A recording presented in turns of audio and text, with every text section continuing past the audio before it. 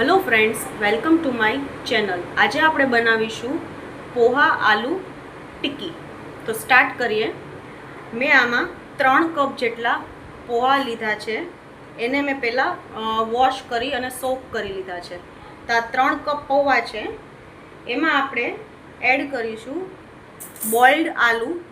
મેં medium સાઇઝના 3 boiled આલુ લીધા છે, એ આની અંદર નાખી દઈશું। એ પછી આપણે 1 સ્પૂન જેટલું મરચું, લાલ મરચું લેશું। 1 સ્પૂન જેટલી ગરમ મસાલો, 1 સ્પૂન જેટલો ચાટ મસાલો,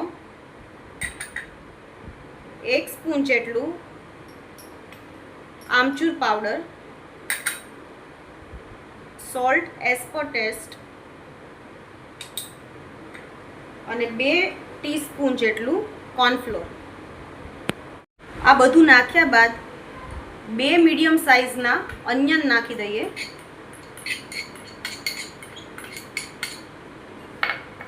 પછી આમાં થોડી કોરિએન્ડર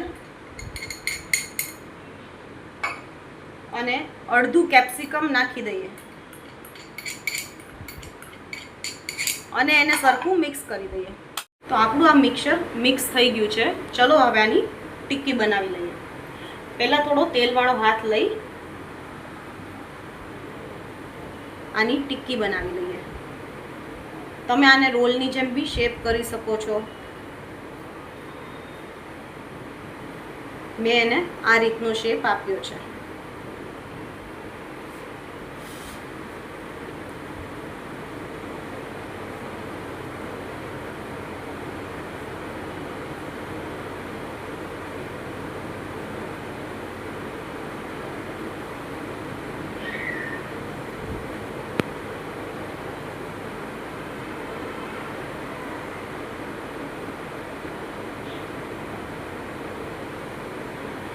આપણે ટિક્કી ફોલ્ડ કરી લીધી છે।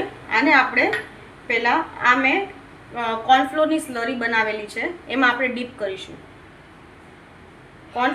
કોર્નફ્લોરની સ્લરી બનાવ્યા બાદ આ આપણે બ્રેડ ક્રમ્સ લીધા છે, એમાં ડીપ કરીશું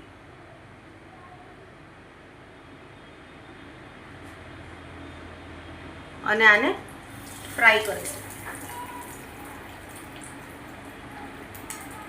અને આપણે આ મીડિયમ ફ્લેમ પર ફ્રાય કરવાની રહેશે।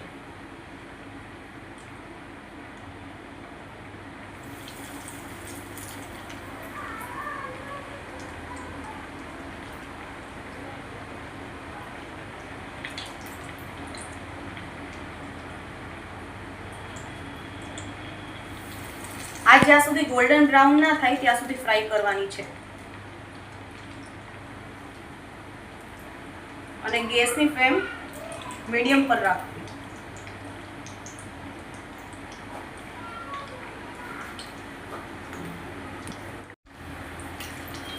બસ હવે ટિક્કી તૈયાર થવાની તૈયારી છે।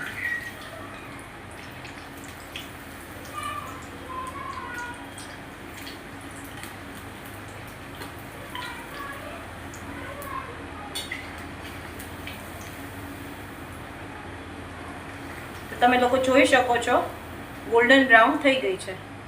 હવે આપણી ટિક્કી રેડી છે। આ આપણે હવે બહાર કાઢી લઈશું।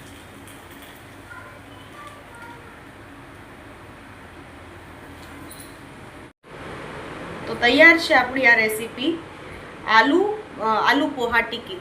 જો તમને આ રેસીપી ગમી હોય તો please like, share and subscribe.